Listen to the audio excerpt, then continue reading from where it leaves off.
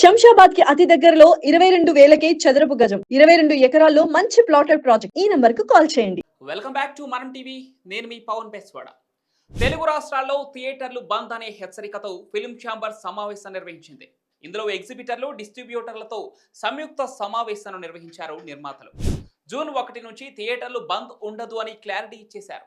అలాగే 3 సెక్టార్ల నుంచి ఒక కమిటీ వేస్తున్నారని, నిర్ణీత సమయంలోగా ఈ సమస్యలను పరిష్కరిస్తామని ఫిల్మ్ ఛాంబర్ దామోదర్ ప్రసాద్ తెలిపారు.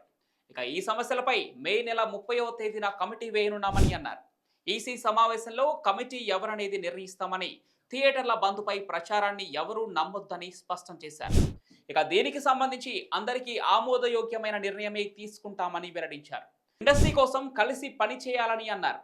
త్వరలోనే చిత్ర పరిశ్రమలో అన్ని వర్గాలను కలిసి సమస్యలను పరిష్కరించుకుంటామని దామోదర ప్రసాద్ స్పష్టం చేశారు. ఇండస్ట్రీలోని కొన్ని సమస్యలపై సినిమాటోగ్రఫీ మంత్రి కందుల దుర్గేష్తో కలిసి చర్చిస్తామని తెలిపారు.